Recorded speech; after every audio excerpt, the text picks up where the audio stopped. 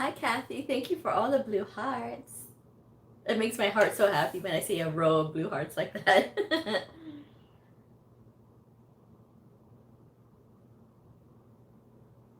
All right.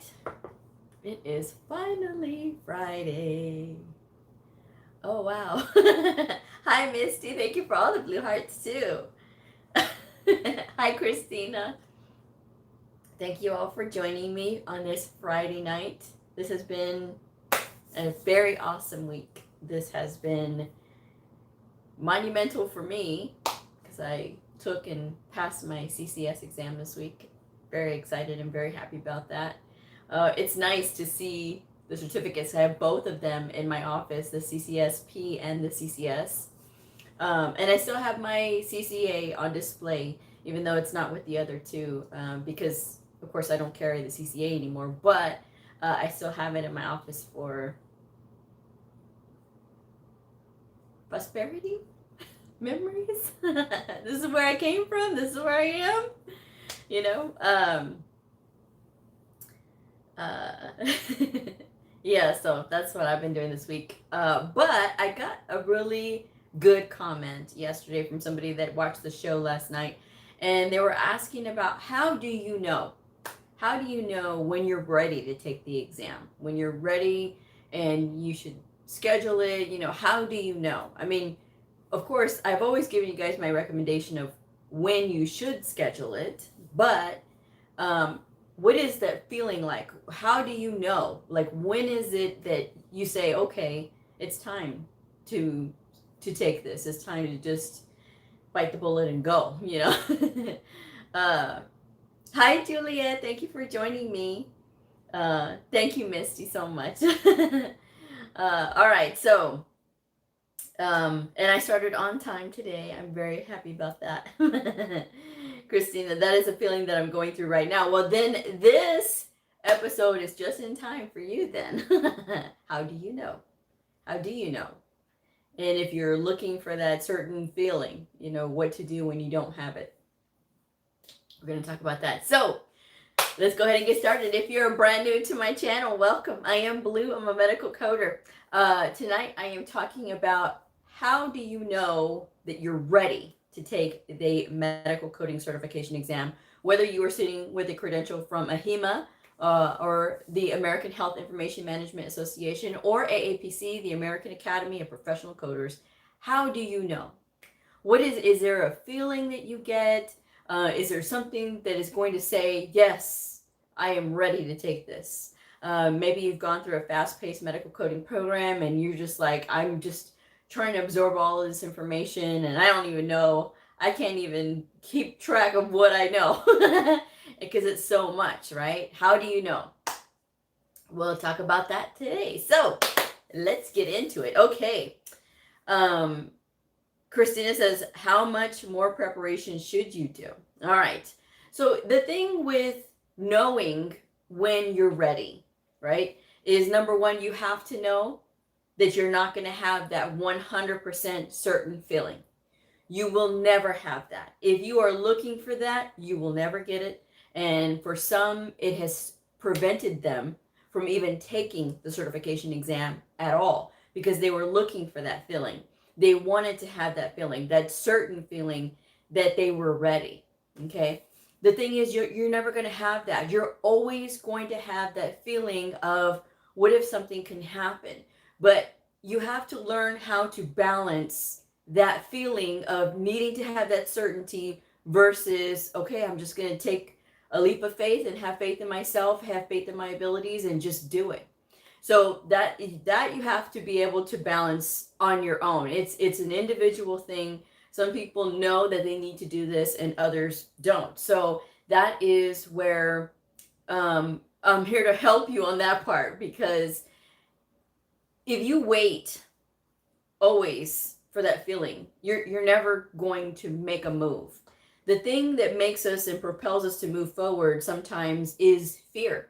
Sometimes we have to move forward out of fear. And then we go in and we say, okay, whatever happens, happens. And for some, it works out. They get their certification. For others, they have to take a second run at it. And that's okay. because these medical coding exams are tough, whether you go through a HEMA or AAPC. And people will say, oh, well, that certification is easy, this certification is harder, and that certification is easier. I've seen people fail all the exams. So it really doesn't matter. And there's really smart people who fail these exams, and they were supposed to be supposedly easier. So don't ever listen to anybody when they say that, okay?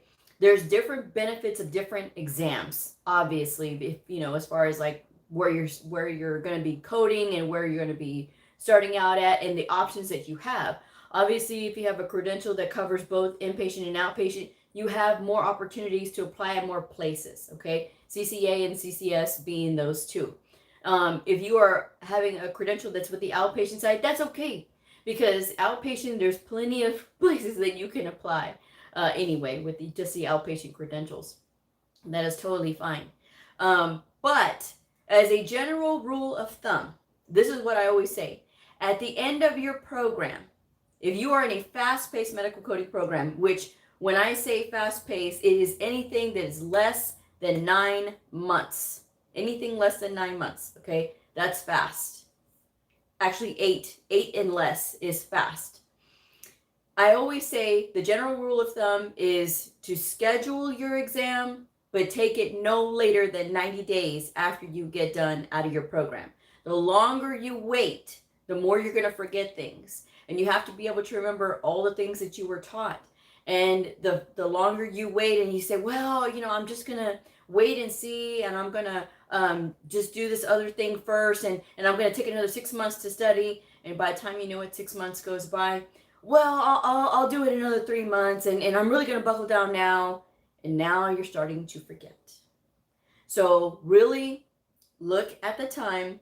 Take no more than 90 days, all right? If you're in a good pace, nice length program, 9 months, 12 months, or 18 months, at least take it within 30 days. Again, no more than 90 days, because that's a good general rule of thumb. 9 months is a good, solid program. That is something that you're not rushing. That is not really fast. It is fast for some people, but it's generally not fast.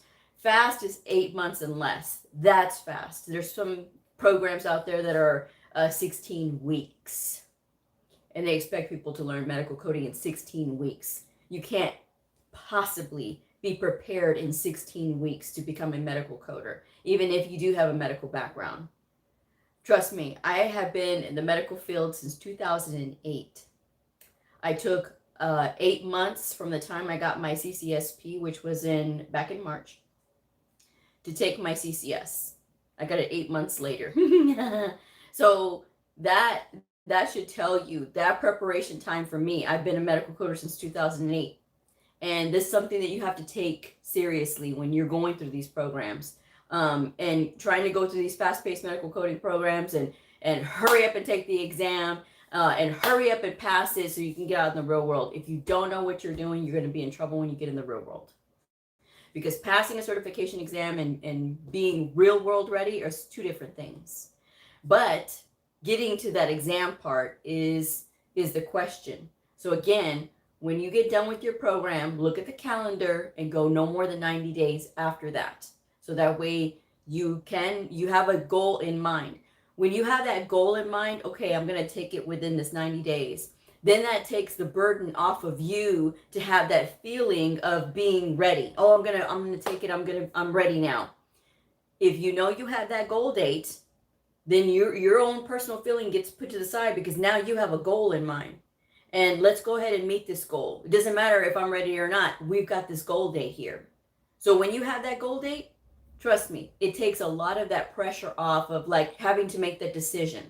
It's like when you are trying to decide on whether or not to even go to medical coding school, right? If you have a program that you like, that you know, somebody went to it, they were successful, so you're going to go to it, okay, that takes the burden off of you. This is something that you can take the burden off of yourself, again, so that you don't have to think about how you feel and being ready. If you go by that rule that say 30 days, no more than 90, then you're good. Okay, I have a target date. So you have that target date, go ahead and get your certification exam set up, right, and paid for. So that way you can go ahead and get that voucher to take the exam, schedule your exam, and you have a date. Now, you don't want to start cramming because you've been in school, but you do want to step up your pace on the reading, because whether you're taking a HEMA exam or an AAPC exam, it's a lot of reading, and you have to be able to get through quickly because you're looking at all of this information. You have to sort it out, reason it out, and then you have to go through your answers, and you have to make sure that you're picking. If you're not really strong on that procedure, then you have to do process of elimination and try to get the best answer that you can. Okay, so let's see. I saw a lot of comments. Whoa, I got a lot of comments coming in. Let me stop and read these comments real quick. Hi, Gemma. That's wonderful. Congratulations, Christina. Hi,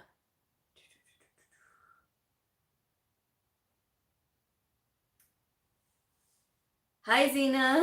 Yes, happy Friday. Pamela, I got my CCA in May 2020, and I keep getting turned down on applications. Hi, Tangela. Hey, Blue, I take my exam on next Saturday. Christina, for me, I am all set up with AAPC for my membership, and I just submitted my paperwork for my accommodations today. And once I get my approval in 3 weeks, then I am going to sign up for my test. Good for you. That's excellent. Pamela, as far as your question goes, I keep getting turned down on applications. So I'll get into that in a few. Let me just talk a little bit more on the topic at hand tonight, which is how do you know when you're getting ready? And I'll address that in a bit, because I want to address that. I do, because there's a lot of people that have been writing in lately asking about that and saying, well, I have had my credential. What am I doing wrong? And so we'll talk about that in a minute. But to get back to the subject for a few more minutes, you're never going to have that 100% feeling, guys. I'm just telling you that right now. So don't even look for it. Take that burden off of yourself, because you've already been through enough stress with school, right? Set that target date and just go for it. And right when you get to a couple of days before, 2 to 3 days before, stop studying, because you're not going to learn anything new. The worst thing that you can do is cram. The night before I took my exam, I did not study, because I was just like, okay, it's done. And I have no hands-on inpatient coding experience. So everything that I learned about inpatient coding, I've learned literally from a boot camp that I went to and the book. So I said, okay, I have to trust my skill and I have to trust my abilities. And that's what I had to tell myself. And a lot of it too is saying, okay, it's visualizing your win. You have to visualize it too, folks. That's what I did. And so when you schedule your exam, you need to have on a whiteboard. Okay, don't think I'm kooky, because trust me, it worked for me and it's worked for tons of other people. Get your whiteboard, get your white poster board, get a dry erase board, get something. But you need it in front of you when you leave your house, and you need to see it when you come in. And you write down, I will pass whatever certification you're sitting for on, and then you put that date. And you look at it every day, you think it every single day, and you believe it every single day. And then you do your part, and you still study. Don't get lazy in the last part of it. Do not get lazy, whatever you do. Because sometimes people will say, Blue, I'm so tired, I don't want to study anymore. I understand. But you have to get up. Whatever you do, you have to get up. Just get up, and you got to keep moving. Because if you don't, you're going to lose everything that you had. All the things that you've been studying and remembering and writing down and doing all of this, you're going to lose it all. Do not lose it all, people. Just keep going. And it's only for a little while more. That's all you have to think. You have your target date, and because you've already scheduled and paid for your exam and you're ready to go. You are not going to change that date no matter what. Unless something happens, like you get sick or something, then that's understandable, okay? But other than that, you are not going to change that date. That is your date. That is the date you're going to pass. And that's the date you're going to be preparing for. 2 to 3 days before, you will not study, because that is the end. You are ready to go, because you'll be fresh when you go into your exam on that date. And the only one who can tell you this is you. So don't over prepare. Go through your flashcards. Make sure you're doing your flashcards, but take the time, study 1 hour at a time, take your break, go and do whatever, and then come back to it. And just do this for however many hours that you want to do in a day, but take your break after 1 hour, because then you're going to start to lose that retention, okay? If you don't remember everything, that's okay. Start using mnemonic devices so you can start to remember. I will link to that mnemonic device video that I did a few months back. And I probably should bring it out again and do another mnemonic device video. Mnemonic device is when you're using a little funny phrase to remember different things, right? So think about the spine, right? There's, you have breakfast at 7 o'clock. There's 7 cervical vertebrae. You have your lunch at noon. There's 12 thoracic vertebrae, right? And then you have your dinner at 5 o'clock. There's 5 vertebral vertebrae. So that's a good way to remember the spine, right? And the bones in the hand. There's lots of cute little phrases. Some are funny, some are not appropriate. But I like those. You know, when you think of just different phrases to kind of help you with those bones and to try to help you remember those little words and things like that, it's going to make all the difference in the world, because you can always make it a game, guys. But again, not cramming the night before. You're going to set yourself up for success, because you're giving yourself that break. And when you start to trust yourself, because believe it or not, there's a lot of people out there that do not trust themselves. And if you don't trust yourself, you're already setting yourself up to fail. If you think in your head, oh no, I can't do this. I can't. Already, there's no trust.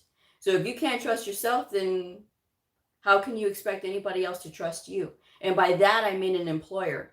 The employer's got to be able to look at you and say, okay, this person is confident enough to know what they're doing in medical coding, and they have their credential.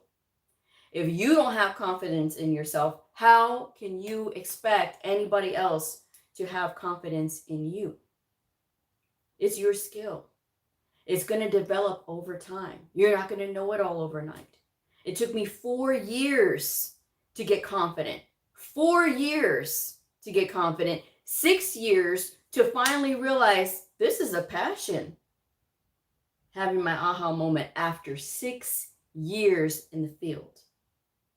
So you're not going to have that, oh yeah, I'm ready, I'm super confident. You will not have that. Don't even look for it. It's a waste of time and energy. What you can do is rely on what you've learned, your skill, and trust yourself. Because the second you think, oh, I can't do this, you need to say, yes, I can. Yes, I can. I went through the tests. I went through this. I went through that. I've gone and I've studied and I've spent all these hours. I can do this. Absolutely. And you have your whiteboard that says your name with your credential and that you will pass. So then you can start to move forward in that way. And don't let anything stop you when it comes to when you're in that exam room and you're thinking, oh, I'm so nervous and there's all these words. Don't even worry about it. Start pacing yourself. Do not lose it at the last minute. Whatever you do, don't lose it at the last minute, because that's where a lot of people can be right all the way up until they get into that exam room, and then they lose it in the exam room. You don't want to lose it in the exam room. Make sure that you are keeping pace. You know the setup of your exam. For my AAPC people, you have 5 hours and 40 minutes if you're going to a place that you have to be proctored at, right? And you know you have 150 questions. So you know the pace that you need to keep up with, right? You have a paper-based exam. If you're going to the one in person, right, you have a paper-based exam. You can skip the questions that you need to think a little bit more on and come back to those. Don't get hung up.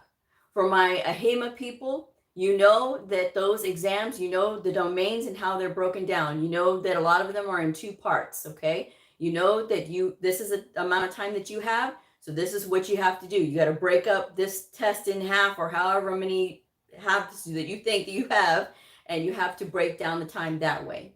So that way you can already be prepared. Okay, this is part of your preparation time. This is part of what you do when you are preparing, so that when you do get in there and you say to yourself, yes, I can do this. Because even for me, that I've had all this experience, all this time in, even me, I had to say this. Even me, I had to walk in there and say, yes, I can do this. I was in my beautiful little sports car, my Sasha, that's her name, Sasha. And I said, right as I was going into the building, and it was raining. It was raining on this day too. I said, you know what? I can do this. I can absolutely do this. Yes, I have no experience on the inpatient side, but that's okay. I can do this. I absolutely can. And I'm like, you know what? You're right. I can. And I'm like, I can do this. And I walked in there with a smile on my face, and I'm ready. Now, when I got out of there, I was like, okay, I did it. But it's what you have to do. And you have to be your own hype man. You can't depend on anybody else, guys. While it's nice and while it's good to be motivated by other people, it's also good when you can do it for yourself, because that independent motivation, where it comes from right in here, that means no one can take that away from you. You can get in there, you can do it, and if worse comes to worse and you have to do it again, that's okay. You know why? Because now you know what to expect. And that means you can go in there armed with even more knowledge, and you can get it even the second time. And that's okay. If you have to take it a second time, it is okay. At the end of the day, it's all going to be all right, folks. It is all going to be all right. But ready yourself and have that target date, so that way you don't have to sit here and think and overthink about. Don't even give yourself time to think. When you complete your program, get ready to start getting your exam scheduled, and then you have your target date. And then study, and then take your break, and then get in there and do it. And whatever happens, happens. But it's going to be all right, because again, if you have to take it again, it's okay. There's nothing wrong with it. It just means that whatever happened, that you either didn't pace yourself, or you just got so nervous, or you didn't eat. Whatever you do, make sure that you eat. Make sure you have enough to eat and drink before you get in there, because there's nothing worse than getting into an exam and having a growling stomach because you were hungry and you didn't eat because you were so nervous. Eat. I always tell people, if they get really nervous, is to eat something very bland, like, like a piece of toast or a banana or something that is not going to upset your stomach, but put something in your stomach so that you don't have that feeling of hunger while you're trying to take your test, because there's nothing worse than that. Don't drink coffee. I don't recommend coffee. I did not have coffee that morning I took my test, and I'm a big coffee drinker. I love coffee. Y'all see me with my coffee cup. I have at least 2 cups a day, and I did not have coffee before my exam, but I did have tea so that I didn't get a headache. But tea is just as good for me to wake me up and get me going. So whatever you have to do, but don't give yourself something that's going to give you the jitters. All right, there's something worse than that. But give yourself some hydration, and then get in there and rock and roll. Show them what you got. Show them what you made of. Let's see. All right, come on. Okay. Hello, first time catching you live. I'm finishing the last chapter in the course from AAPC. I'm stressing already about the exam, but this is helpful to know about the 90 days. Thank you. In January 1, but how do I know I'm ready to move on from subject or phase? Like anatomy, how will I know I'm ready to move on to the next part? So in the self-study guide, I list in the template about the approximate time range that you should be studying that subject. And if you follow the guide, it tells you to work through the entire book, and it gives you the time that you should be working through that book. And so if you look at the time that I suggest, and then you break up that book based on that time, so that you can have it, okay, I need to do 5 chapters in a week, or I need to do 5 chapters, every 2 weeks or whatever, then you know that that's about the time that you need to finish it. So reading the self-study guide and going through it, looking at the times that is approximate that I suggested. If you finish that book prior to like 2 months or whatever, then by all means go on to the next subject. But I did list time in that self-study template. It's up to you if you want to follow it that way. That's just my advice anyway. ED, this is so true. I almost canceled my RHIT exam at the last minute thinking I wasn't ready. I passed, and now doing the same thing with coding. There you go. Christina, I was told by AAPC that their study is vague and it is not a good study tool. How else can I prepare? Alicia says, yay. Christina, I am confident in doing my practice CPC exams with my program from Career Step. The only thing that is getting me hung up is the description says that they are basing the questions on 2019 code sets. How can I do this with a 2021 code book? I meant to say their study guide. Christina, I think you're overthinking, honey. Don't overthink. What they mean is the book that you have, the 2021, they probably wrote it. The book is probably copyright from 2019. But if it's a 2021 study guide, then it's going to match up with these codes that are in the 2021 book. So it's just studying with those. If it was copyrighted in 2019 and it's the latest book, it's probably going to match your 2021 codes. It just meant that it was copyrighted in 2019. With older books, you can study with older books, because even though the codes may have updated, the rationale will be there in the book. And if the rationale is there in the book, then it is saying, okay, this is the code. If the code was updated or deleted, then you're going to know in the book. But do not overthink. I have recommended all the time for people who are looking for cheap books to practice with, the 2019 ICD-10 CM and ICD-10 PCS coding handbook with answers. I recommended the 2019 book. Is there some updated codes? Of course. But it doesn't mean that the whole thing is invalid, because there's still plenty of valid codes in there. There's a lot of really good explanations. So it's just knowing that some of the codes are going to be updated. That's all it is. So don't overthink. You already have enough to think about. Don't overthink about what is this and what is this. The AAPC exam study guide, prep book, whatever it's called, the one with all the scenarios in it, I recommend that book because I do like their rationales and how they have them broken down. Now, there's been a couple of times that I haven't agreed with their code choices, but that's okay. These things happen. They're written by people, and people have different interpretations of things. That is okay. But with that said, it is an excellent study resource guide.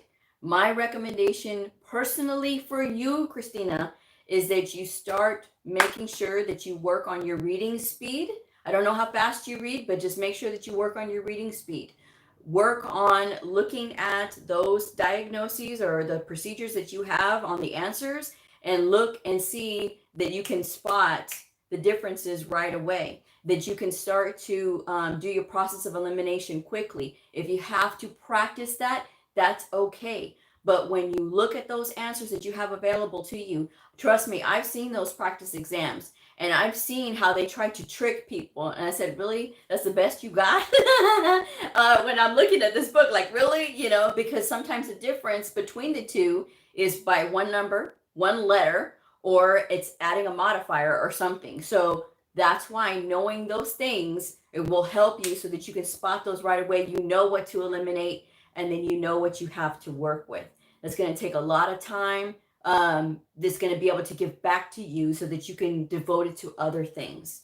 but don't overthink. That's the only thing that could potentially hurt you right now is overthinking. You have been working hard since the summer. I know, because trust me, I've been following your journey, and you've been working hard since the summer. Don't lose it now overthinking little detail things like that, because that at the end of the day does not matter. What matters is you're grasping this, and the quickness of reading through those op notes, the quickness of looking at what you have in front of you and deciding which codes to go with. That's all you got to do. That's your whole concentration right now. Not anything of, oh, this and oh, this and no. Make sure you have the correct year books when you're scheduling your exam. And that's all you got to do to be prepared and ready. That's all I'm going to say. I hope that helps. Because I'm rooting for you, okay? Love says, thank you for your advice. I'm so excited to get started. Good. Hi, Floor. Thank you for the blue hearts. Misty, I was wondering about that myself, Christina. Thank you for the clarification on the time frame of the years on the books. Blue. You're welcome. Thank you for the blue hearts. Sonia, hi, Miss Blue. Question. I have my RHIT and CCA. But I want my CCS after ordering every study guide AHIMA has. I heard you say the other night the study guide is okay, but not really what I need. And I stand by what I said. I'm all over the place studying. We'll get back to that, Sonia. Christina, when I was going through my final, I was looking at the questions. I would immediately look for post-diagnosis impression and assessments, post-operative. I was overthinking a lot to myself. So it saved a lot of time reading everything. There you go. Okay. But we need to start learning how to do that more quickly, so that way it doesn't hurt you in the end. Because trying to take your time and look at every single thing, you don't have to get every single question right. Remember, you're able to get some questions wrong. Obviously not too many. But if it's going to take too much time, use your best process of elimination and then move on. Okay. Don't get hung up. Whatever you do, don't get hung up. Sonia, as far as your question goes, the study guides, no, I actually don't recommend the study guides from AHIMA. The only reason that I say it is this. People have gotten upset because they said, well, Blue, I ordered the study guide and none of those questions were on the exam. They're not supposed to be on the exam, because if they were, then everybody would be able to pass, right? Because it has all that. But the thing is, the questions on the AHIMA exams are from a pool of about 1 million questions. No two tests are the same. So if people become so dependent on those books and think, if I do really well on this exam book, then that means it's an exam prep book. That means I'm going to be able to pass the exam. There was a gentleman who did that. He put all his eggs in the basket. Oh yeah, I did really good on the CCS exam prep book because I got this in the bag, and he didn't, and he ended up failing the exam. So you have to be able to respect these exams.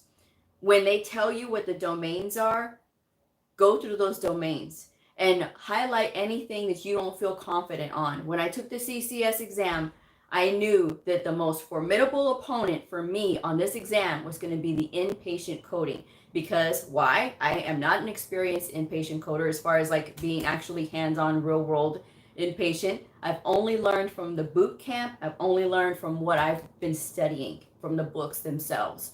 So I knew that was going to be my most formidable opponent. I spent the last 8 months really drilling down to, okay, this is what I don't know, this is what I don't know, this is what I don't know. Okay, now let's fix this. DRGs and this and this and this and this and this and this. I started working. Approaches. Okay, now I'm working with the approaches. Now I understand what the difference between resection and removal is. I know that. And I know that a lot of other things, the way that they have the approaches and things like that, it makes a lot more sense now because I've taken the time to really try to understand. So that's why I say you can use the AHIMA exam prep guides to help you pace yourself, do those mock tests. but don't feel like you can be so dependent. Okay, well, if I pass this, that means I'm going to pass the exam.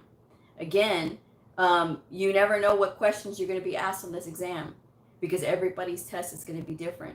So for me, I would suggest to you is look at those domains, concentrate on what you feel like you're not going to be really strong in, and focus your attention there.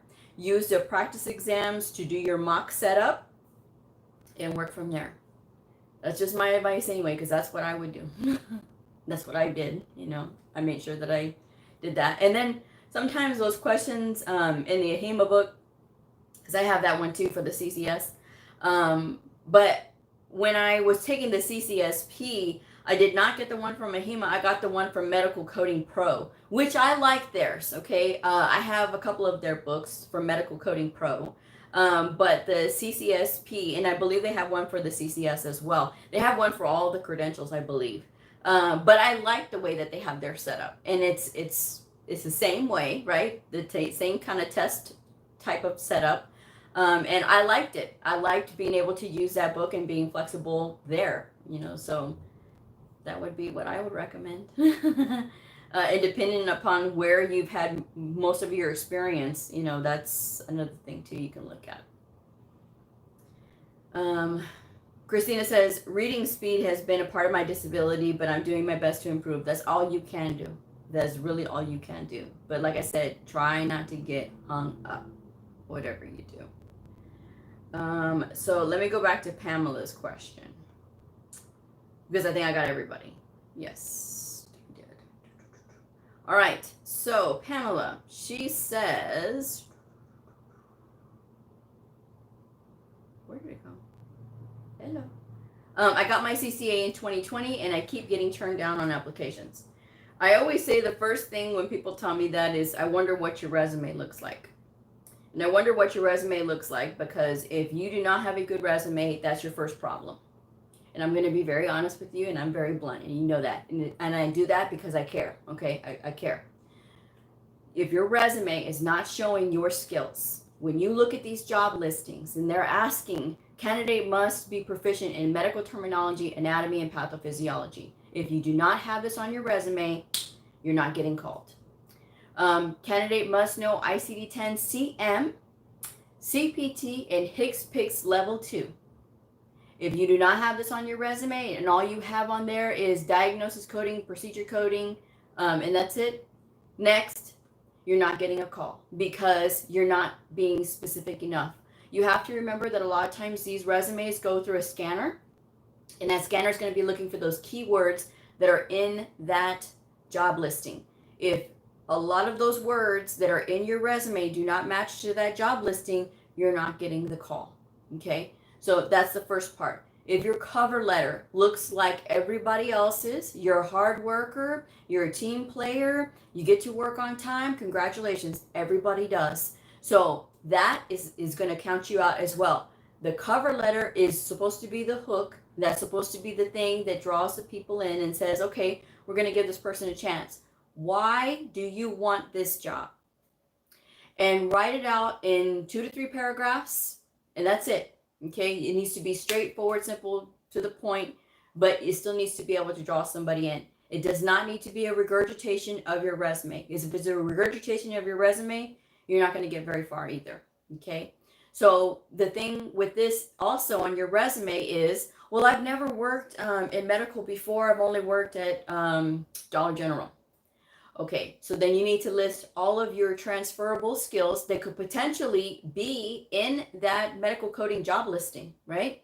If you worked with Excel because you were working with the shipments that were coming in, or you having to put things that were being, expensed or whatever, when they come in damaged or whatever, and you have to use Excel spreadsheet, make sure you put on there, organized the stock room, used Excel spreadsheets for, canceled orders or damaged products and things like that. Okay, so that program is going to be reading, okay, Excel experience. Okay, good.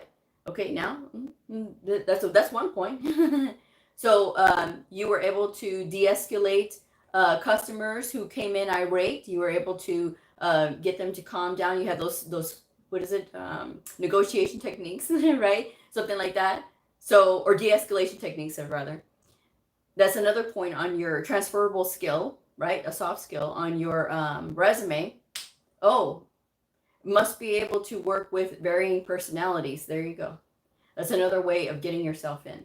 If you are only insisting on applying for a medical coding position, again, you're wrong, because you should be trying to get in other ways as well. It's not just the medical coding position. Sometimes we have to start off in different places in order to be able to get in, because an employer is going to be more likely to hire somebody in-house rather than somebody brand new off the street, because it's less if you're trying to hire somebody to transfer somebody over rather than hire somebody brand new from the outside world, right?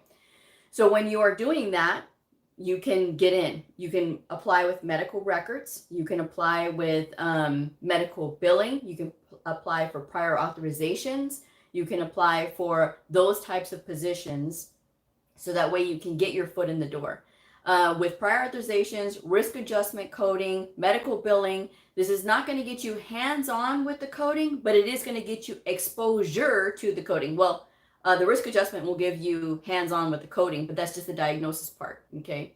But it will get you hands-on with that coding side, so that way you can have that exposure on your resume. So that way, okay, good. Then we can get you in this way because you've had exposure to those codes. So now you've had a little bit of experience. And then I always tell people, apply with the temp agency. People don't listen to me. And then the people who do listen to me write me and tell me, Blue, I have my first assignment and I'm going to be there for 3 months, and they're going to hire me on if things go well. There you go.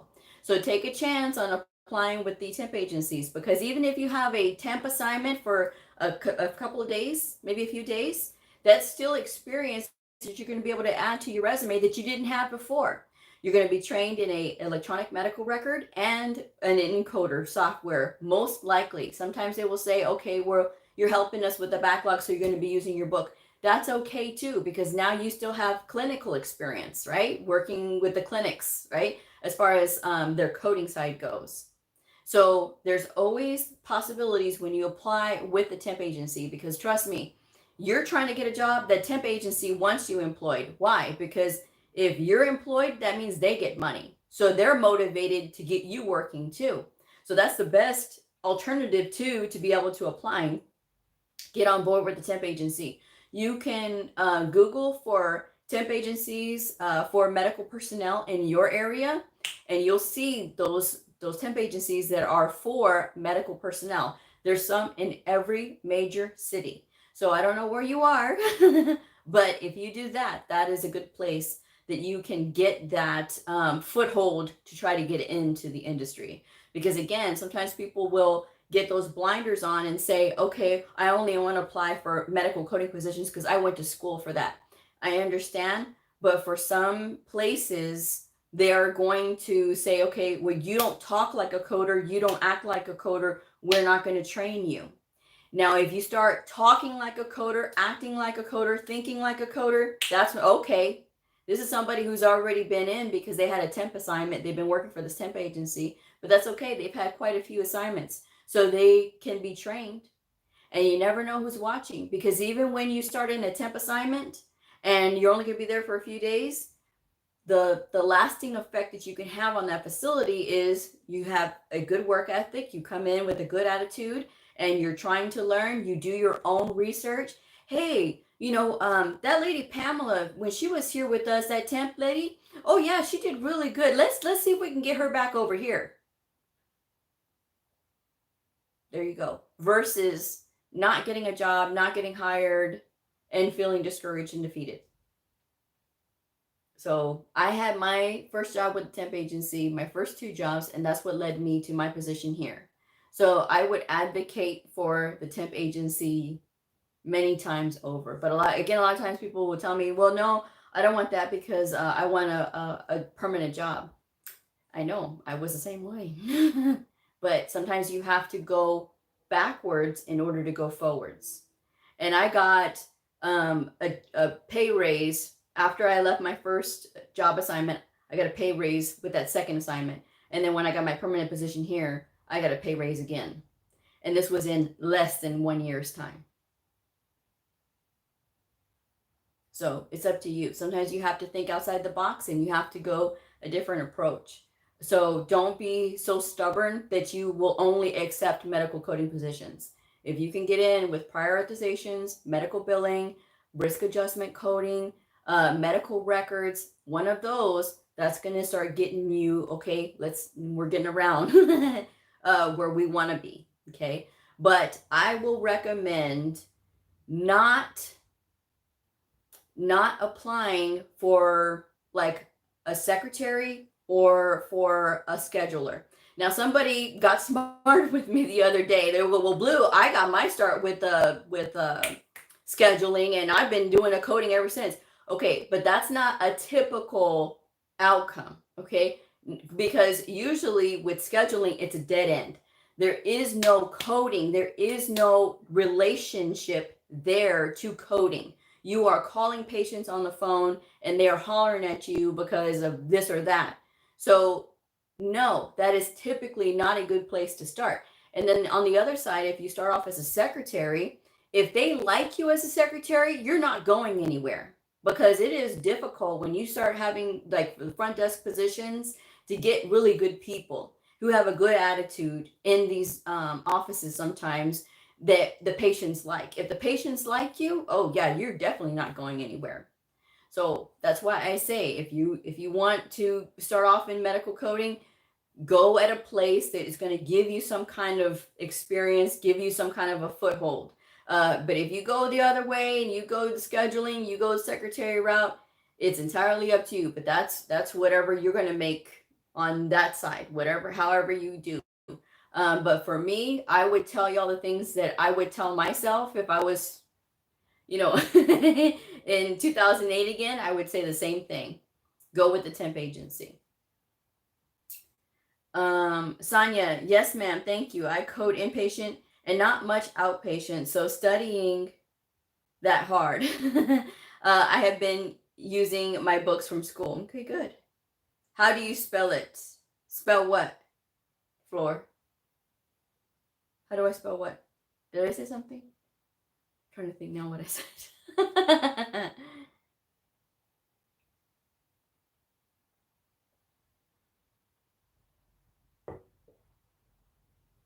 Good. I try to be helpful every night, Christina. But thank you. I'm so glad it was helpful for you. But Pamela, I don't know if you're still listening, but I hope that you are, because I hope that you hear my advice. Where we can apply. The temp agency, TEMP, temporary agency, for medical personnel, if you Google that in your area.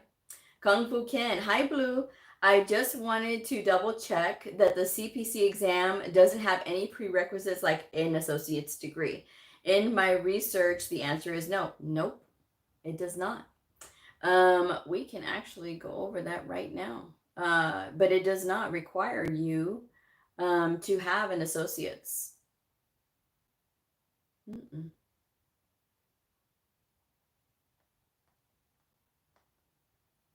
I have it right here. Certification requirements.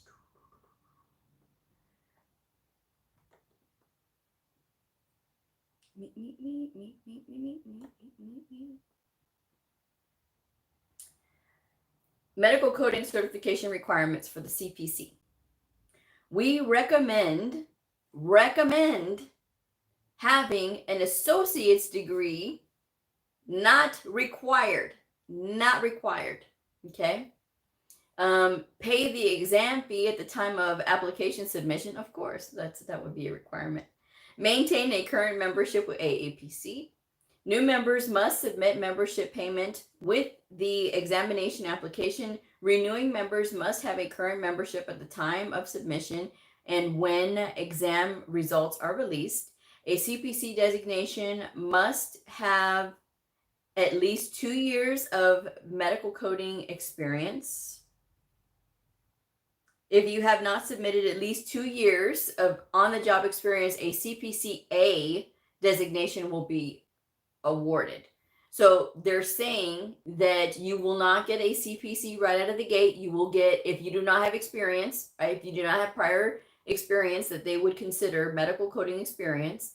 But if you just take your exam and you have no experience, you will get a CPCA right out of the gate. Okay. And that has a 2-year time commitment on it. If you take their Practicode program, that will knock 1 year off of the 2-year time commitment. That Practicode is an educational product and it is not considered work experience. You cannot put that on your resume as 1 year of work experience.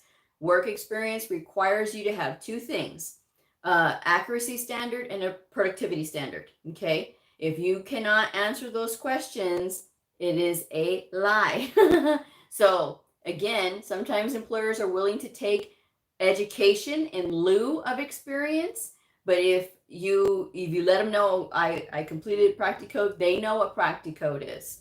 These employers, they know. And yes, while you're going through and you have to look at coding clinics and you got to look stuff up in the book, this is not considered work experience. All right. It is good practice. It is an educational product, and it is a good educational product at that, but it is still what it is an educational product. And that 1 year is their way of accelerating the process. If you get a job with the CPCA, which majority of my audience is AAPC, and they've been able to get jobs with the CPCA, there really is no reason for you to accelerate the process because you already have a job. Why do you need to accelerate the process by removing the A? Okay, you're going to get experience over time. You can get practice books, practice workbooks to work with, and it's just the same as these records that they're saying that you're coding from. So yes, as well as real life records, the redacted records, it's still practice, and you can get the same kind of practice if you get with these workbooks too. And it'll be a lot cheaper. Just saying. Just saying. So, hi Agnes, thank you for all the blue hearts. And you're welcome, Floor. So, and then it says membership is required to be renewed annually. So every single year you have to pay for your membership fee. If you don't, they will revoke your credential. And 36 continuing education units must be submitted every 2 years for verification and authentication of expertise. For CEU requirements, please find the CEU page. Note, each examination is separate and distinct from one another. To obtain all certifications, all examination must be taken separately and passed. The overall score is 70% or higher is required to pass an exam. For examinees who do not pass on the areas of study / categories with a score of 65% or less are provided for the examinee's preparation. The areas of study report reflect scores based on the number of questions in each category section of the exam. Each of the category / section may vary in the number of questions asked. So hopefully that answers the questions. Christina, and with the CEUs, you can't start to accumulate until after you pass your test. That is correct. So even if you start a program, like even if you can do Practicode and you complete Practicode, right? Even before you get your certification, which I don't know why you would do that, but some people have it. I don't know. But if you are earning CEUs, it's not going to count. It's not going to count. It counts after you've gotten your credential. Okay. So whatever you do, there was a lady that was telling me, oh, I'm earning all these continuing education units, and she didn't have a credential yet. And I asked her, I was like, have you taken a certification? Are you certified already? No, I don't have it, but I'm gonna earn all these, and I'll be able to put these. I said, no, you won't. She's like, oh, well, I'll call AAPC. Go ahead. They're gonna tell you what I just told you just now. But okay, So I didn't hear back from her. So I'm trying to help y'all out. I mean, I've been in this field for a long time, and I learned a lot. And I don't have a dog in the fight, whether you get into medical coding or not. I'm not trying to sell y'all anything. So, and I've always played neutral. So even though I'm certified with the HEMA, there are some people who believe only in their association and will not talk about any other associations but theirs. And theirs is the greatest association in the world. I have told y'all, these are the choices that you have. These are what I recommend because this is what the industry demands, a HEMA or AAPC. Well, Blue, there's this other cheap credential. You get what you pay for, folks. And when you're out in the real world and you're looking for a medical coding position, they're looking for a HEMA or AAPC credentials. You look in these job listings for medical coder, health information tech, medical records tech, health informatics. You look under all these different titles, remote medical coder, because they have some weird titles too that they come up with for medical coding. And you will see that they are asking consistently, time and time again, a HEMA or AAPC. And sometimes you'll see these medical billing positions, they're not asking for credentials at all. And they're just saying, hey, we just want somebody who has a high school diploma or a GED. Not even a certification. And if you stroll up in there with a medical coding certification, you have a lot of really good knowledge that a medical biller could use, right? Because a lot of times when these billers are working, right, they get these denials, and I'll get a request for tutoring from medical billers, and they'll ask me, why was this denied? And I'll look at, okay, well, look at the scenario that they tell me, right? And they'll say, well, and it was just missing a modifier, or that was the incorrect modifier, or it actually should have been this modifier instead, or it should have been this level, or it should have been this procedure code, or you can't put those two codes together, whatever the case was, so that is something that a medical coder that is trained in medical coding would be able to say and share and bring to that medical billing business. So while billers do a wonderful function of billing and dealing with the insurance, they still really do need to understand the coding part. What are they submitting? Because if you're on LinkedIn, there is a really good article that was shared on LinkedIn that was talking about a couple. I would just say that the husband was the doctor and the wife did the billing, which is not unheard of. That is a usual practice in the medical field. You will always see, especially in these smaller doctors' offices, it's always the spouse that does the billing.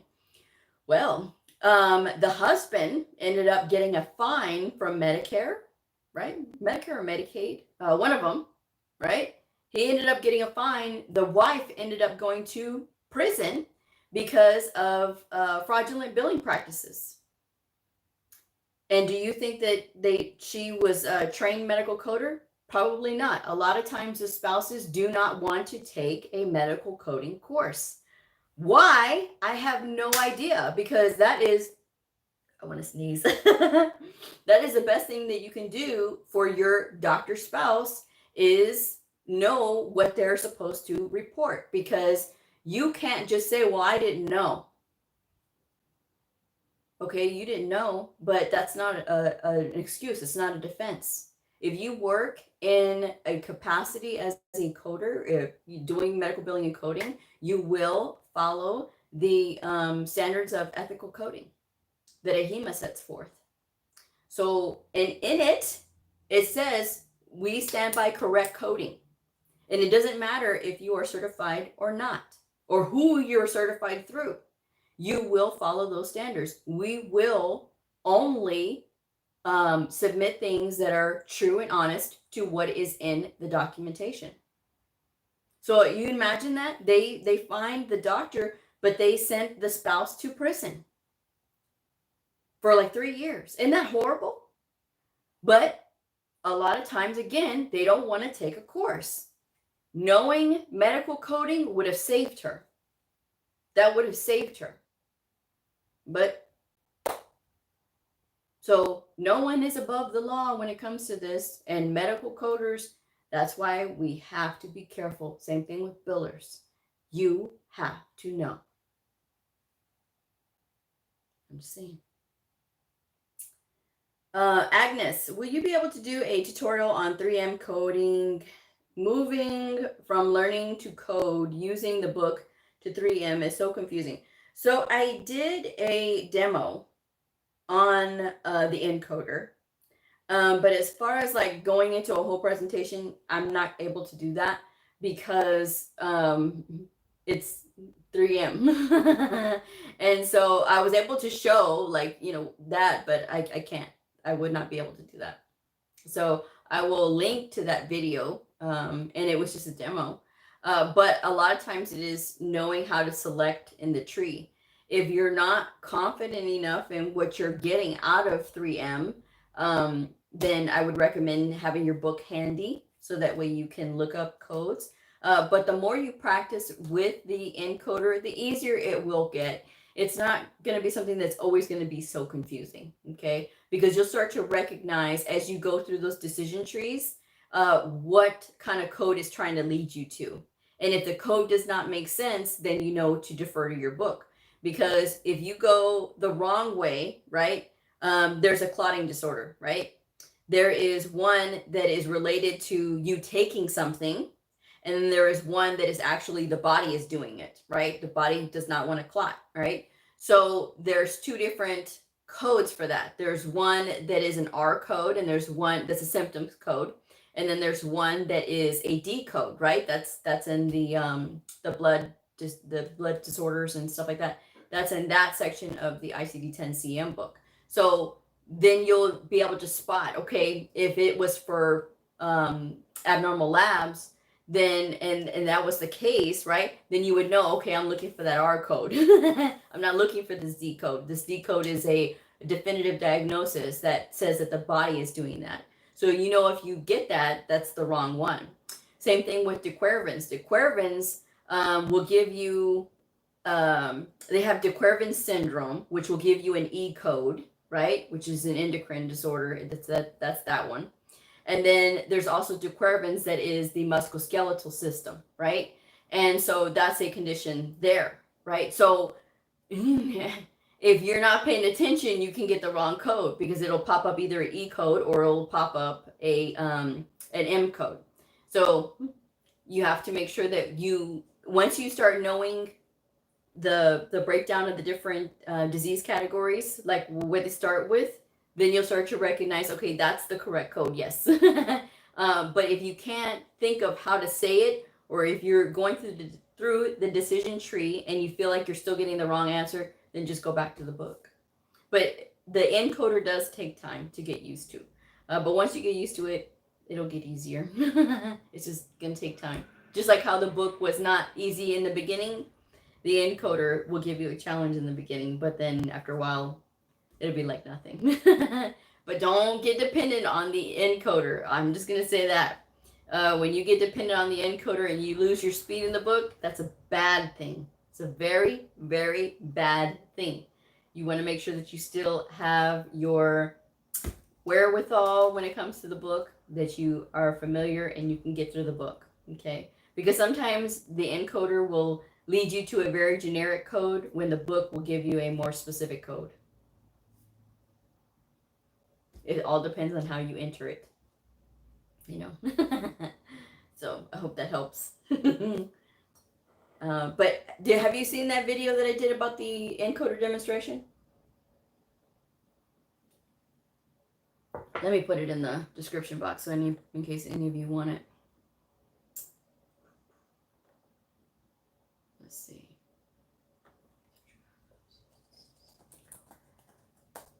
And there are no commercials on this video either. For those that do not like my commercials, there are no commercials on this video at all. It is, no, I got it right here.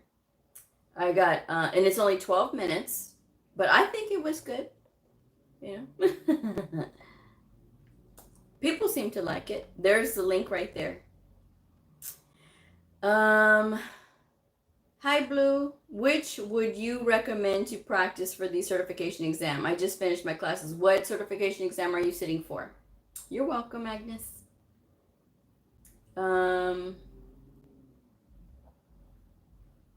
Christina says, how do you know when to add XS modifier to a code?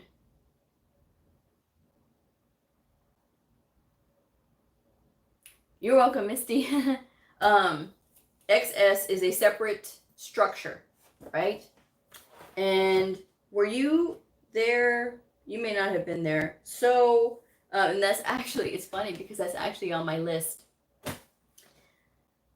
for Vlogmas, which starts December the 1st, which is in 25 days.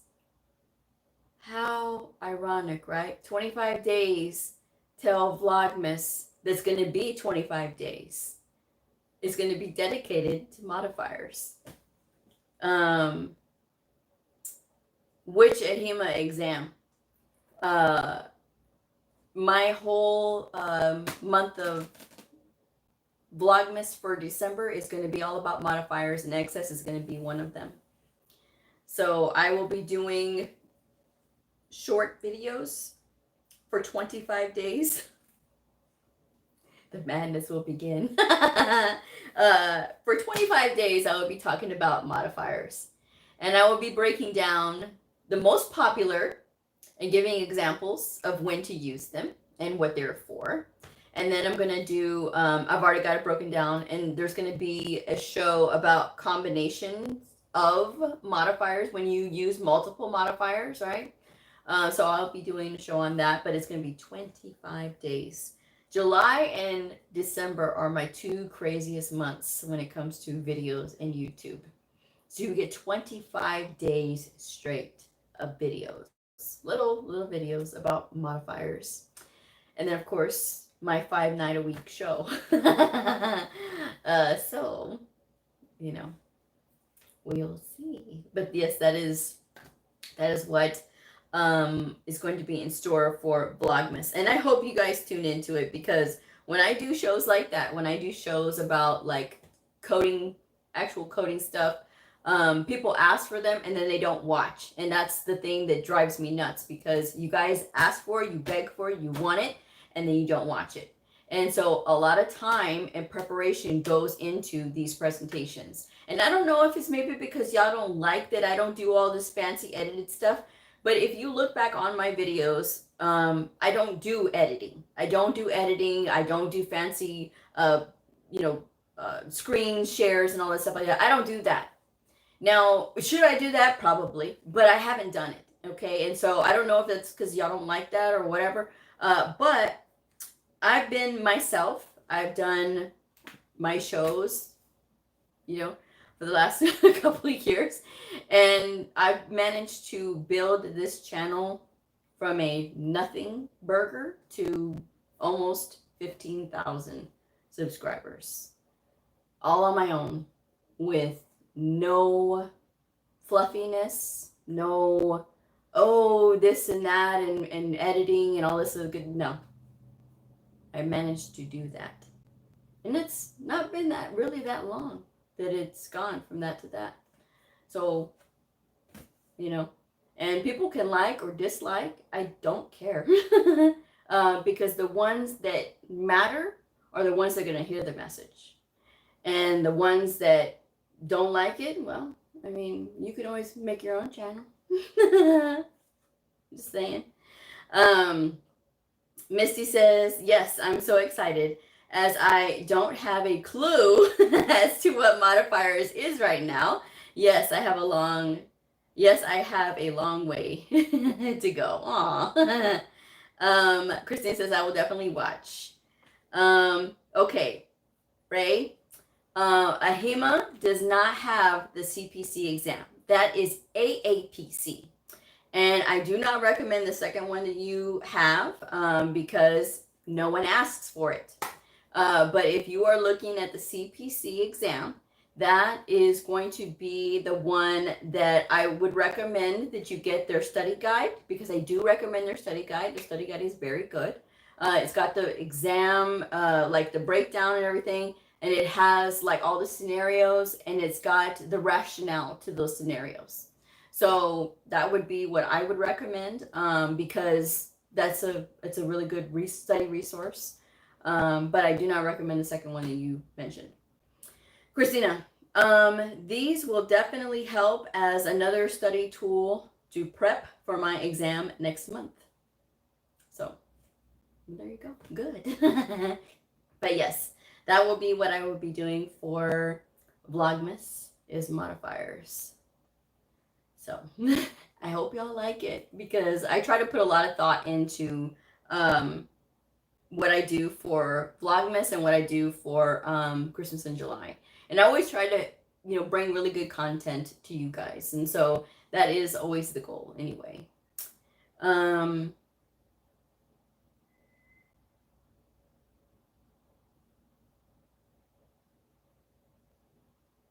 Again, with the practice book, it's got the practice scenarios in it. It's got the questions, and it's got the answers. It's got the rationale. It's got all of that explanations to it.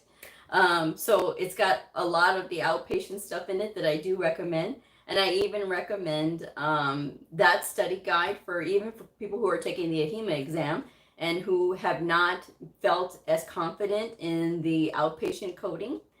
Sometimes people feel more confident in the inpatient side, as far as like the PCS coding. Why? I don't know. Because to me it was a challenge, but some people get it and some people understand it, and they say that it's a lot easier than the CPT manual. It's like the CPT manual, the codes are already built. How can you say that?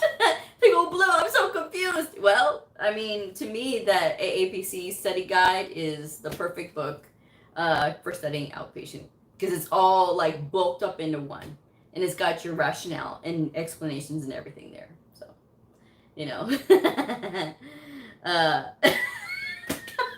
Agnes, you've seen it one too many times, I think. But anyway. Misty, and do you recommend the study book for the medical coding professional book? Medical coding professional book.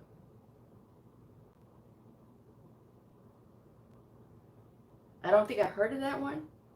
Study exam book, medical coding. Heard of that one. So I don't know. I wouldn't be able to say, but like I said, I do recommend like Medical Coding Pro.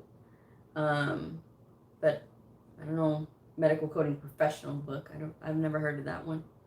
But I mean, if it says it's preparing you for the CCA and it's broken down like the CCA, then by all means. Sometimes people use different books, and it's okay. I use Medical Coding Pro when I studied for my CCSP, and we all know that worked out really well. So, I mean, that's what I would recommend anyway. So, yes, sorry, that's the one. Sorry. Okay. Yes, then I recommend that one, because the CCSP book, that worked out for me. So the CCA is probably pretty good too. I mean, I wouldn't have a reason to get it, so I don't know. I haven't looked at it, but I would say that the exam content in the Medical Coding Pro books is pretty consistent. So I would say that would be a good study book to go on. And it's cheap. Those books are cheap, and it's just a good practice. It's just another thing for you to look at and work with, and then go through that scenario time. Because even in those Medical Coding Pro books, it does give you tips. And a lot of tips that they say in there are the tips that I've said, So Agnes says, I use the AHIMA study guide and their reimbursement book. Now, I will say their AHIMA reimbursement book is good. Okay, that is good. That one I will recommend.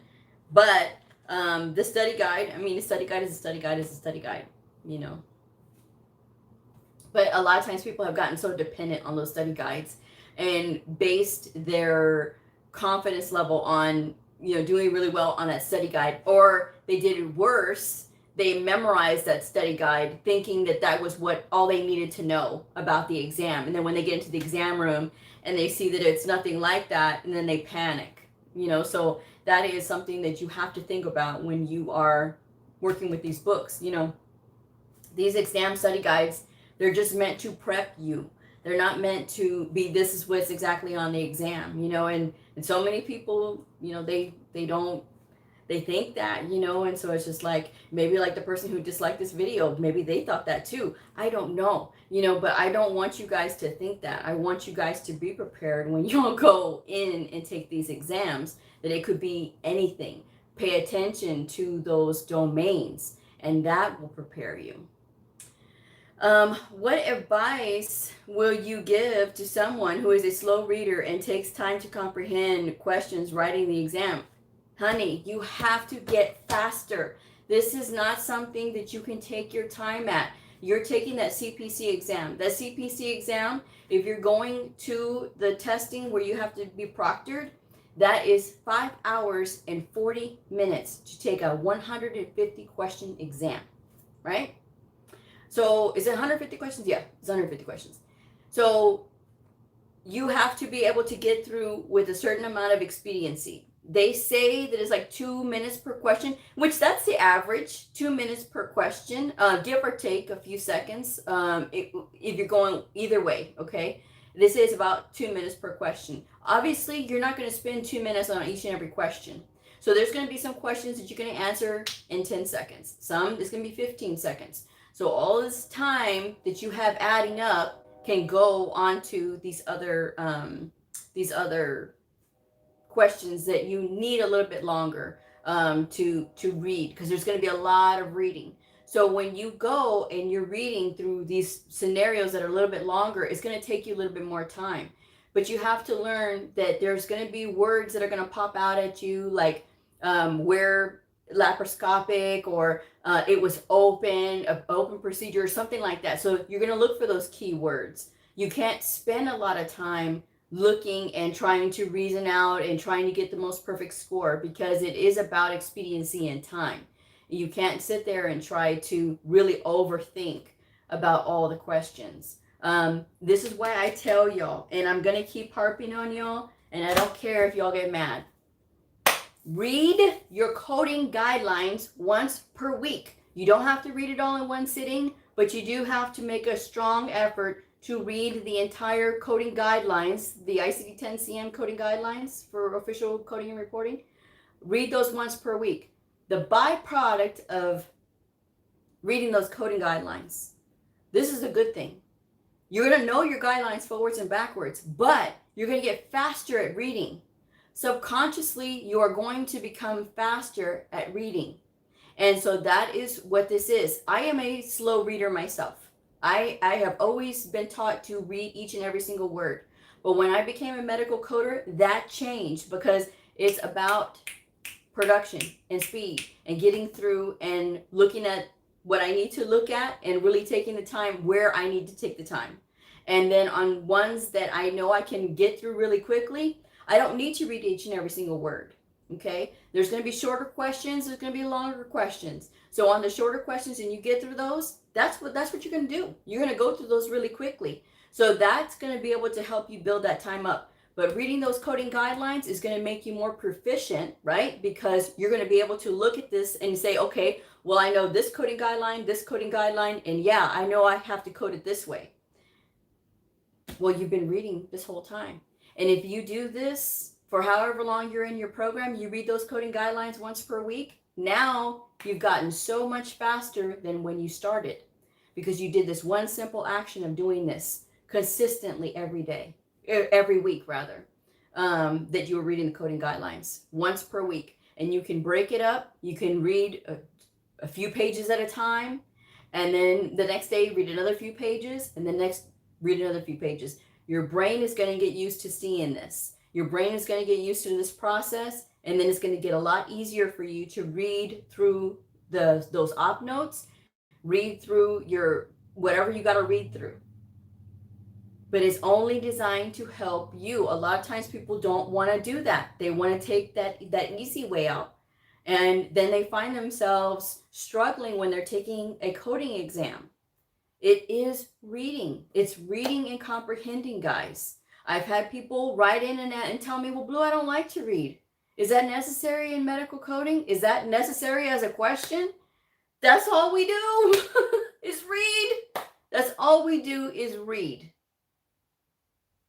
So if that's not what you want to do, if that's not something that you're strong in, that's not something that you like, you fall asleep, then maybe you should consider another field. Because this field is for people who read.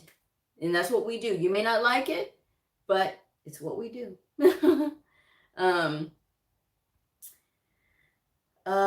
Agnes, reading the guidelines. I followed your advice on how to study and I passed the CCA exam. Agnes is a perfect example. Thank you, Agnes. Thank you for sharing that testimony, because that makes me feel like I'm not just sitting here talking to myself. And people will say, like, really, lady? You read the coding guidelines? You're crazy. See, now somebody said they read them and they passed. So, and Agnes is going to be a strong coder because of it. And I knew Agnes was a strong coder even before she said that. So, I'm just saying. Misty, I am a slow learner too, Blue. But when I know. That, there you go. Ray says, is the guidelines the same with all editions? I have the 2020 ICD-10 manual, and I will be writing the exam in 2022. What do you suggest? As I have said before, the CMS guideline, the cms.gov website has the updated coding guidelines. If you do not have your 2022 books yet, right, you can download for free the ICD-10-CM official guidelines for coding and reporting off the cms.gov website for free. The official coding guidelines for 2022. That I recommend that you download them, print them, and read them.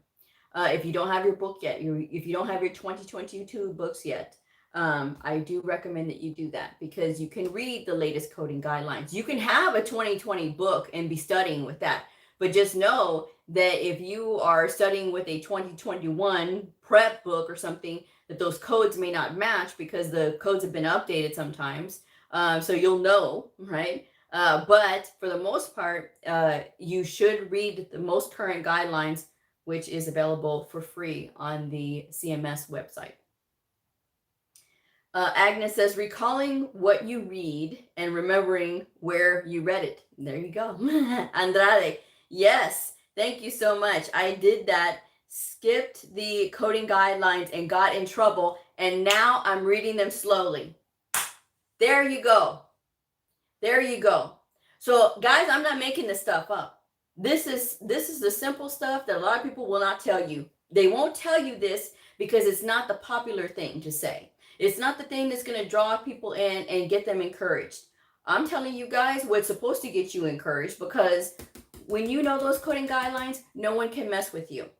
No one can mess with you. You'll be sharper and you will thank me later for it. You may be thinking, you may be thinking a lot of colorful things as you're going through it. But when you start flying through reading, you're going to start off slow, because I know I started off slow when it came to reading those coding guidelines. I started off real slow. But now, reading. Okay, got it. And I read fast. And I've had doctors come in and tell me, Blue, you read fast. And I'm like, yeah. You read that already? Hello? I read all day long. I'm a fast reader now. So it takes time. It's like a muscle. You got to be able to work that muscle. Okay? And you got to be able to do that, but you have to start doing that. If you start thinking, well, I'm a slow reader, you're setting yourself up to fail, because that's saying, okay, I can't do this. Yes, you can. Yes, you can. Okay. Flora says, definitely, the guidelines are very helpful. Ray says, thank you. You're welcome. Christina, there are some guidelines I have by memory already. Hi, Minnie. Thank you for joining me. I'm doing great. So that's what I would have to say about that. And we've talked quite a bit about, different subjects tonight. So I'm glad. Thank you all for having such a lively conversation with me.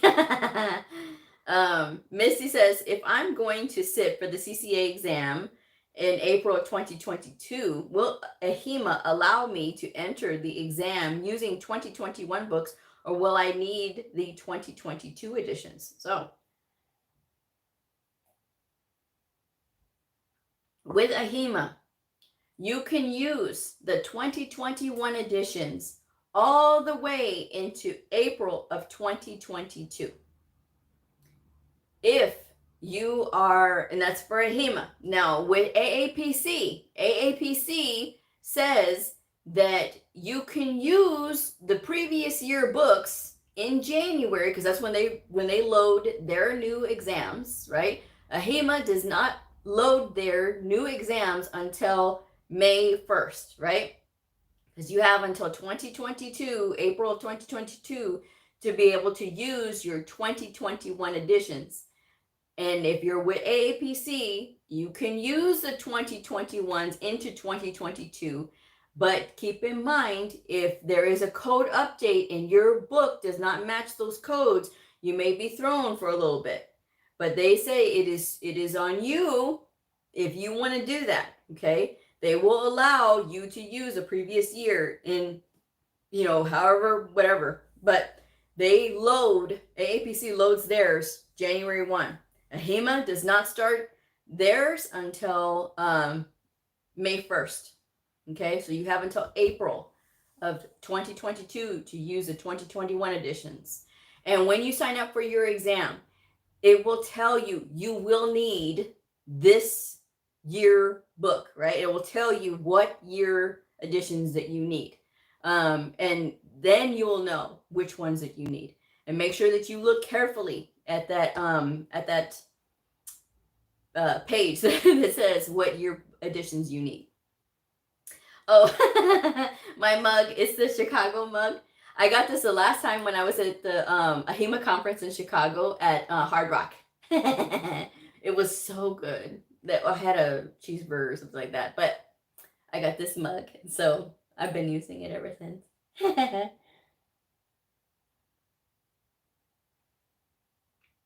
Missy, thank you so much, Blue. I wasn't sure, and the books are expensive. Have you been to Optum 360? Not an ad for Optum 360, you guys know this, but Optum 360 Coding has their sales on books. So the 2022 editions are still on sale. The last I checked. And 2021 editions, okay, they're on sale too. I'm just saying. I got my ICD-10 PCS book for like $24. And I didn't get it too long ago either. So, I mean, I think I got this one like in September, something like that. So this is the 2021 edition. And I got it for $24. So, and that was on sale. So you can go to Optum360coding.com. I'll put this in there.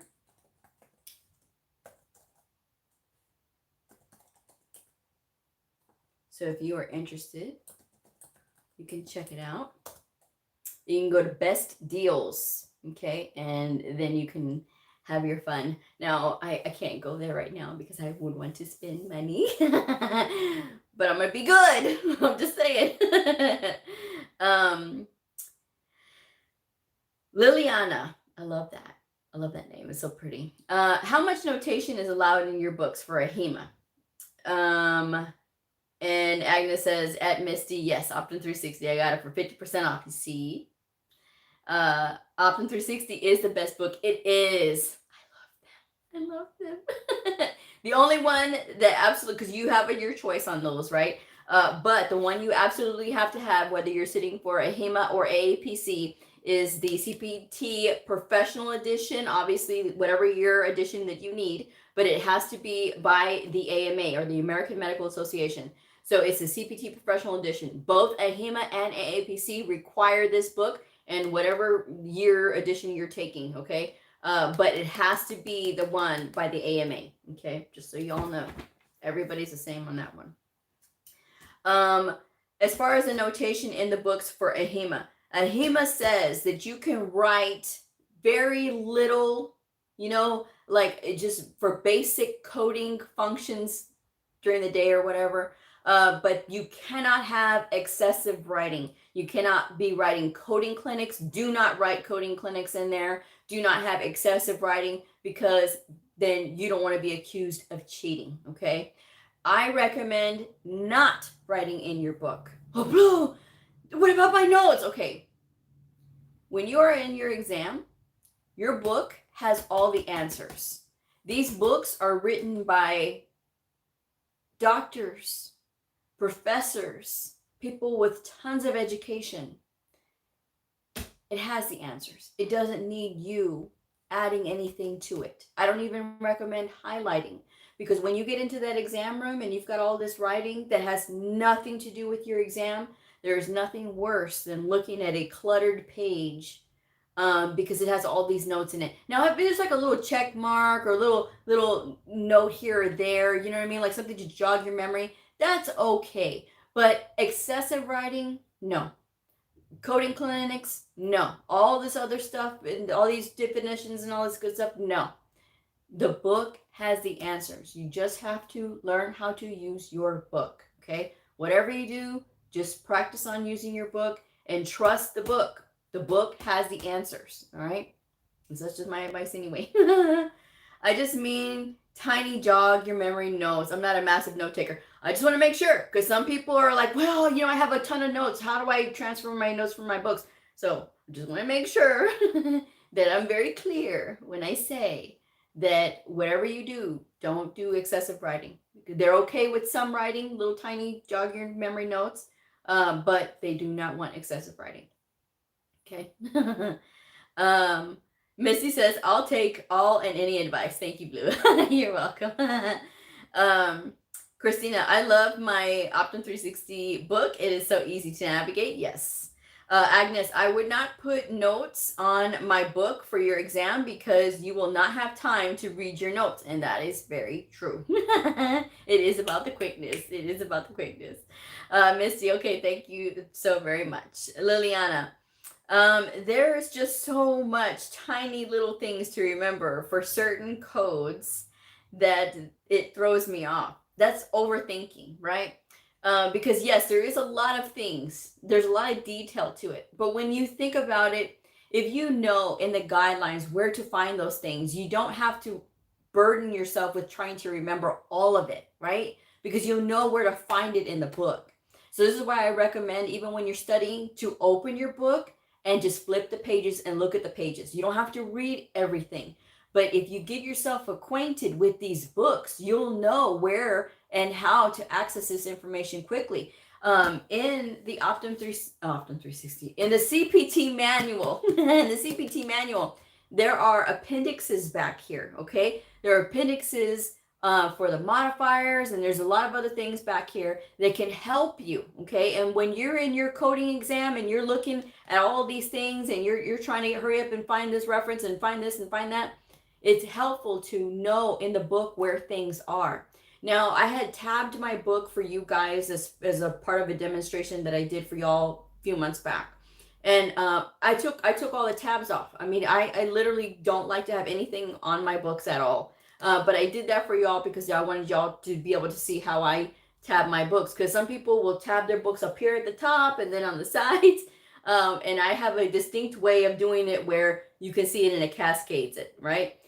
So taking the time just to go through the book so that way you know where to find and locate things is going to help you. Because again, when you get into that exam room, your time is very precious, and trying to remember where things are versus, okay, being confident, oh yeah, I know where that is in the book. That's going to help you. It's going to save you so much time. It really is. No, absolutely not, Flora. No sticky notes at all. You have anything sticky in there, you need to get it off of there. And that goes for both associations. Do not risk it at all. They will make you shake out your book. It says you cannot have any loose papers, no sticky notes, nothing in your book. This book needs to go in there as the book. And if you go with a HEMA, you know, we take our exams through Pearson VUE, right? And at Pearson VUE, You cannot have on anything. You can have on a wedding band, but you cannot have on no jewelry. Okay, you can't have big barrettes in your hair. You can't have those scrunchies. You can't have none of that.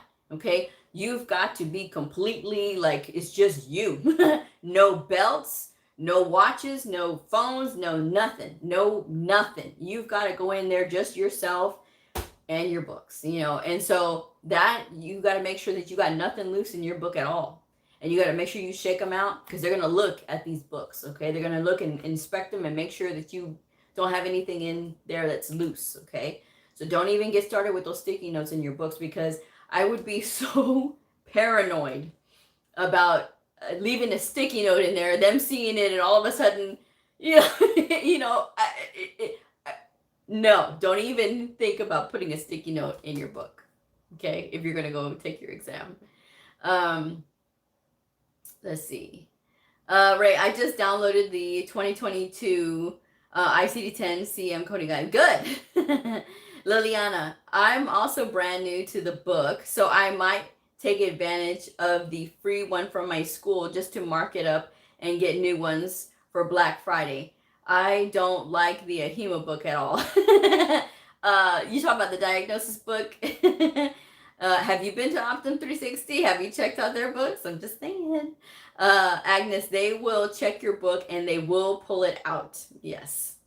Flora says, I will definitely. Thanks, Blue. You're welcome. Yes, whatever you do. Don't get hung up on a technicality when it comes to those sticky notes, you know. But yeah, I mean, I'll remove the sticky notes. Okay, good. Yes, when you do that, when you remove the sticky notes, it's a good thing. You know, don't get all hung up on that.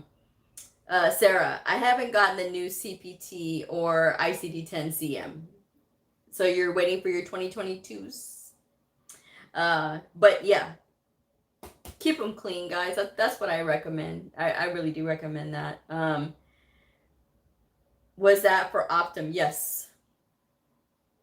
Liliana, I'm brand new, so I definitely will look at Optum. Do they have the guidelines at the beginning of the chapters? They have the guidelines at the front of the book altogether, right? But with Optum, their ICD-10 CM book is, I'm telling you guys, it does matter what books you are using. It really does, because not all the publishers are the same. There are some publishers that are very good, and there are some publishers that are just kind of generic and going to give you just the basic information. Different publishers have different good things. Some of them don't. Okay, it really all depends. But with Optum, okay, and this is the one that I used for 2021, and is the ICD-10 CM Expert for Physicians. Okay, this is the one that I always get every year, the new edition. I get this one in particular. They give you examples at the beginning of the chapters on how to code certain scenarios for that particular chapter. So for the first chapter, they talk about like certain infections and stuff like that, and parasitic disease. So they give you scenarios, and then they give you the answer, and then they give you the rationale as to how they got that. And that is specific to Optum 360 coding books, and they do that for each and every single chapter. So when it comes to like really not understanding maybe a certain subject like cardio, and then you go through there and you look at that section of the diagnosis book and you're like, oh, that makes more sense. You know, people have told me before with the injury section that it really helped them. So that is something that, you know, if you order this book, that may be able to help you. Okay. That is something that I would recommend. This is the one I've always trusted. And not only that, it's got these wonderful illustrations in the back, and it's just, it breaks down like the musculoskeletal and the different organs and things like that, the lymphatic system. And so when you're in that test and you're like, wow, you know, where is that? And then you go back here to these plates. If you have time to look at that real quick. Okay, now, okay, yeah, you got that. So that is something that can help you. The appendixes in here are amazing. There's certain things I can't say on this, but if you check out the appendixes, you will know what I'm talking about, because it has like valid 3-character codes. Sometimes you'll see a code and you wonder, is that really all the code, the whole code? Yes. And then it has a really good Appendix B. If you have the book, you know what I'm talking about with Appendix B. And then your long-term use codes is in Appendix C. It is broken down by a long-term use code, right? And then it lists a bunch of different things underneath it that are relevant to that long-term use code. So if you're ever curious about that, see Appendix C, like in cat. And then Appendix D is all about the Z codes as the first listed only or principal diagnosis, right? And then you have other things about HCC coding, and then Medicare and Medicaid quality service payment program and stuff like that. So, and then it has the illustrations, and they're wonderfully colorful. So that's why I say, and they have notes throughout the whole thing. They have definitions throughout the book. They have little tips throughout the book, which is why I trust Optum even more. So I always recommend Optum 360 coding to you guys. Again, not an ad, but it's amazing the tools that they have on their website. So that would be what I would recommend. And it was Optum, Sarah. Christina, Sarah, the new CPT just came out at the end of October. Tawana, I'm glad that you explained how you have to have your book during your testing. Yeah. G, can you draw your own personal charts in the book on blank pages regarding coding guidelines and coding notes, and make notes tab for that page? I would be very careful about doing something like that, because again, that may be seen as excessive writing depending on which exam that you're sitting for, and they may see it as, you're doing too much. So if you're taking an AHIMA exam, they say that some writing is okay in their candidate hand guide, right? Some writing is okay, but excessive writing is not. I would be concerned of them interpreting that chart writing as excessive writing. And I would think that would be the same kind of thought process with AAPC, but I don't know. I wouldn't chance it. I personally would not. Not in the book. If you want to write it out in a separate notepad and be able to use that and use that to study with, then that's something different. But I would not do that when I'm going to take an exam with them. I wouldn't, This is my advice anyway. Liliana, no, you have to keep notes as minimal as possible. No tabs in the book other than the ones that came with it. Yes, that's true.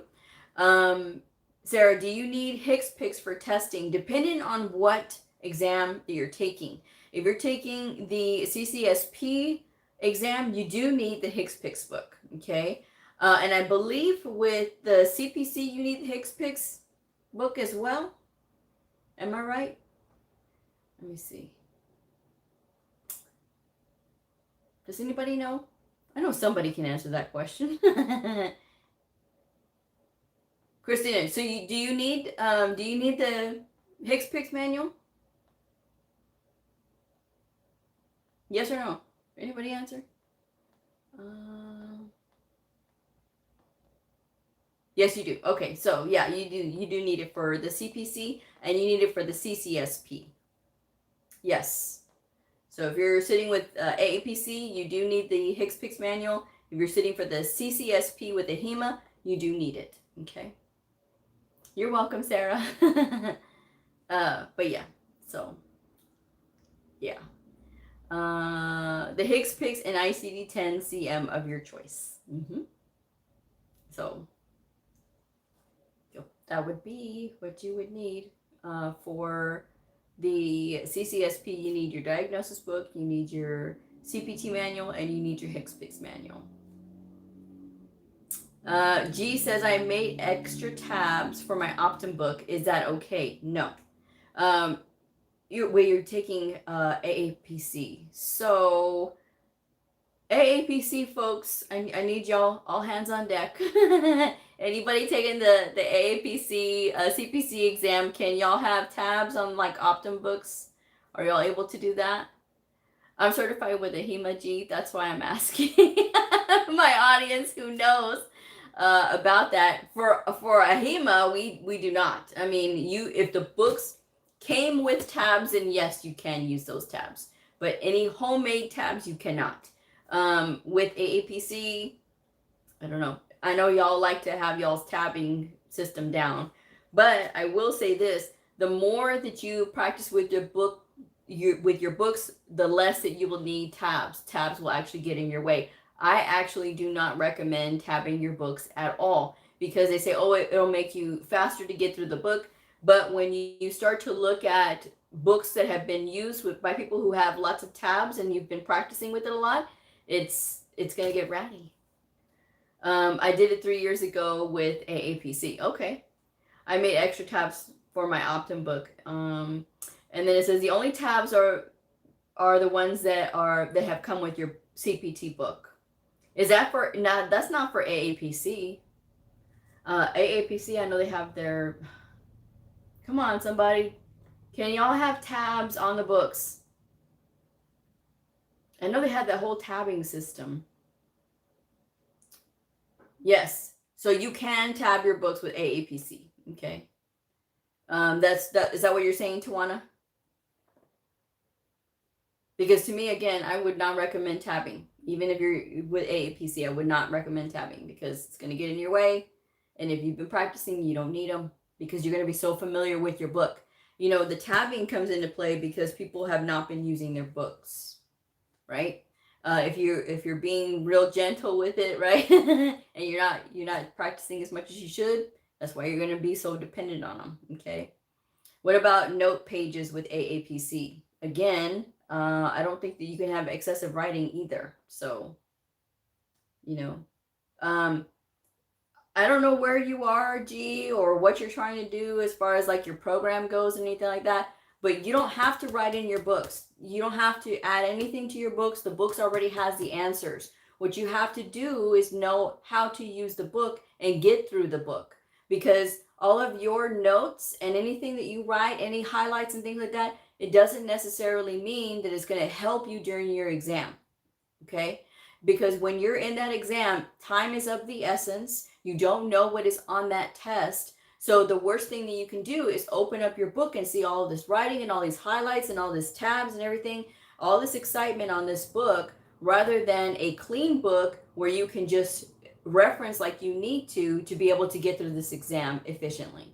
Okay? When you start adding all these things because you think that you need them, it's not that you need them, it's because you're maybe trying to help yourself. But the only way that you can really help yourself is by going and practicing with the book and practicing, you know, doing the worksheets and the workbooks and things like that. Practice doing that, not trying to write up in your book and write all these notes and do all these tabbings and things like that. I don't recommend that because, again, when you get into that exam room, it's about getting through that book quickly, you know. I'm just saying. I don't know you. This is the first time I've seen you in my show. So I'm just saying. I hope that helps. But I would not recommend doing all that extra stuff. I would just recommend opening up your books and getting familiar with the locations of things in your book. Because when you're studying, that there's nothing better than that feeling of knowing exactly where to look for something, an answer in the book. Okay. Barkeisha, right. It makes sense how your book, know your book. I'm going to take the time that I would have spent putting notes in my book to learn where things are. Like you said, know your book. And it's as simple as literally sitting down, opening your book, and then just flipping the page, looking at the page and flipping the page. You don't have to read the whole book. You have to just look at it so that way you know and get familiar with where things are in the book. You know, there's an instructor named Brian Quee. He was talking on his channel about how his experience as an instructor. He said he gave his students an open book test. And he said, okay, it's an open book test. You know, here's your test and you know, you can use your books. Do you know a lot of them struggled with that test? Why? Because they did not know where to find things in the book. And I have been telling y'all this, and it is something that is so simple. It is that whole thing about not seeing the forest for the trees, right? When you take the time to open up your book, sit down, open it up, look at it, get familiar with it, and flip each page, you'll be surprised at how proficient you're going to be able to get.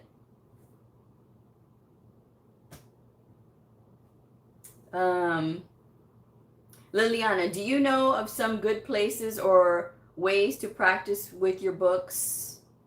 And you're welcome, G.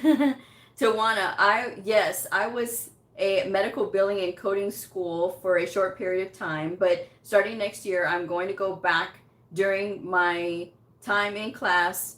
She'll tap out of our books. Did I read that too fast? I'm going back to. Okay, good, Sarah. Good to know about not adding extra tabs or even tabbing at all. Okay, good. Good. I'm so glad, because again, staying with a clean book is really going to help you. If you have not signed up for justcoding.com, not an ad for Just Coding, but if you're still with me, and we have, oh my God, it is 9:20 already. You guys are keeping me up talking. If you have not signed up yet with justcoding.com, it's not an ad, but justcoding.com has a free subscription and a paid subscription. When you are a student, and I always recommend this to anybody, sign up for the free subscription. When you do, you have access to 5-question coding quizzes. And these 5-question coding quizzes cover CPT coding, diagnosis coding, and ICD-10 PCS coding. So this is a great study resource that is free. Justcoding.com. All together, one word, justcoding.com. It is an excellent website. And it is multiple choice, these quizzes. You can cover up those answers, work through the workbook, and that is a good way to get free practice, okay? And then you can uncover those answers and see if any of your answers match those answers, and then boom, you're good to go. Because if you're just looking at the answers and you're trying to decide, and oh yeah, it's that one, rather than taking the time to actually practice and looking up things in the index and going back to the tabular, that is gonna hurt you, right? So you want to take the time to do that, and it's going to help build you to become a better coder, and it is a free resource. If you're interested in getting practice worksheets for anatomy and medical terminology, I do make crossword puzzles on my Patreon channel. The minimum pledge is $10 a month. You don't even have to pledge past a month. You can just log in and make your pledge and check out all the content that is available. I do coding quizzes, I do coding exercises, I do critical thinking. I also do the worksheets, and you have access to all of those things. Plus, I talk about myself on that channel, so you have an extra added bonus there. So again, if you're studying, it's a great resource. Again, the minimum pledge is $10. If you pledge higher levels, they do include one-on-one tutoring time. You do not have to use the tutoring time in that same month. Once you pay, you have it until you use it. Okay, so I have a pledger on there that has been there for months, and she's just banking her time. So when she's ready for me, then I'll be ready for her. And so, but yeah, it is a good resource too as well. So, that it would be what I would say. And Flora says, I'm doing Just Coding, and it was very helpful. See? Time is key. Yep, there you go. So another great resource out there. So that is something that you guys can look into for free practice. If you're looking for that, you can go to Just Coding. For low cost, you can check out mine. And again, if you pledge at higher levels, it includes one-on-one tutoring time, and you'll be able to see how much time is on there per the levels. So I'm going to go ahead and wrap this one up, because we have been chit-chatting a lot tonight. It's almost 2 hours. But anyway, so this was a very lively conversation tonight. If you've gotten any value out of this, I hope you hit that like button, because, YouTube loves the engagement always, whether it's thumbs up or thumbs down, they love it anyway. They don't care. They're just going to push it out. So it's fine, and you're welcome, Sarah. But yes, I hope this has helped. And again, guys, I tell you these things because I care. I want y'all to be successful, because, having a having coders that actually care and new coders coming into this field is really going to do wonders for the next generations. And so that's what I hope for all of you, that you know the importance of study, that you stay studying, and that you get sharper, because it's all about being high caliber. I'm just saying. So anyway, y'all have a great weekend. I will see y'all next time. Like, subscribe, share, and I will see y'all again on Monday. Bye.